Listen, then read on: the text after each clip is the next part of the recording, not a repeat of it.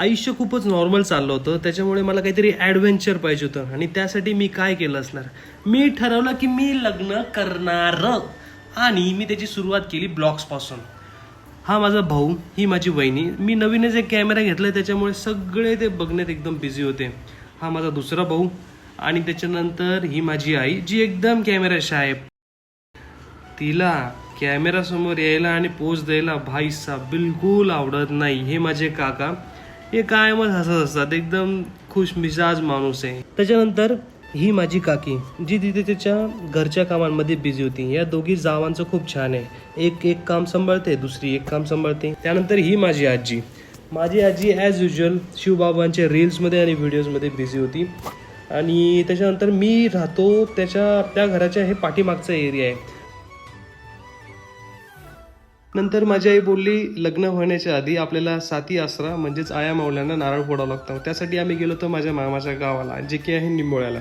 तिथे मला एक कळलं नाही, पण हे आसरे एवढे दर्दनाक ठिकाणी का असतात नेहमी, आय डोंट नो.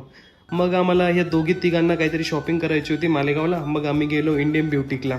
इंडियन ब्युटिकला गेल्यानंतर लहाण्याला बी सुचलं की मला पण काहीतरी घ्यायचं, काकांना बी सुचलं की मग मी पण काहीतरी घेईन. फक्त मीच असा होतो जो स्वतः नवरदेव. मी काहीच घेतलं नाही, कारण मी आधीच सर्व शॉपिंग आमच्या मॅडमांसोबत पुण्याला करून टाकली होती. त्याच्यामुळे माझं काहीच बाकी नव्हतं. या भावाने हा पर्पल कुर्ता ट्राय केला, मोठा झाला, परत तो लहानाला शिव्या घालत होता, मला नीट गाईड कर. हे असं असताना कोणालाच उमजत नाही. दुसऱ्यांनी सांगितलं हा ठीक आहे, तरी आपल्याला पटत नाही की हा ठीक आहे की नाही. काका म्हणे हा टायगरवाला शर्ट मी घेईल. म्हटलं घ्या, तुम्हाला अजिबात एक्सेप्शन नाही, तुम्ही काय पटेल ते घ्या. त्याच्यानंतर शॉपिंग झाल्यानंतर आम्ही बाहेर आलो.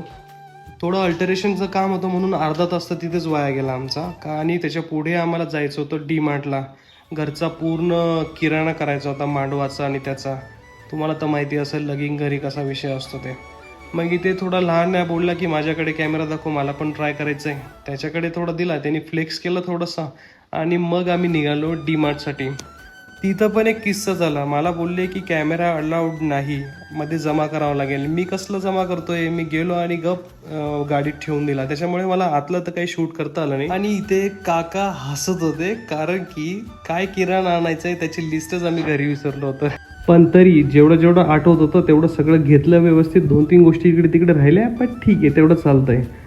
सो हा होता आजचा दिवस असा. उद्या अजून स्पेशल दिवस आहे उद्या, कारण की मानव मांडण्याचा कार्यक्रम आहे, भरपूर गोष्टी होणार आहेत. आणि हा माझा पहिला व्हिडिओ. गाईज, काही चुका असतील, काही मिस्टेक असतील तर प्लीज मला कॉमेंट सेक्शनमध्ये कळवा, खूप हेल्प होईल मला त्याची. सो तोपर्यंत स्टे ट्यून, बाय बाय, काळजी घ्या, राम राम, टाटा. त्याचे लोक सगळे चाललेत सोबत शॉपिंगला आणि घेतलं सगळ्यांनी कपडे, मी काही घेतलेलं नाही. Now let's go to the DMart. किराणा करायचा बाकी आहे.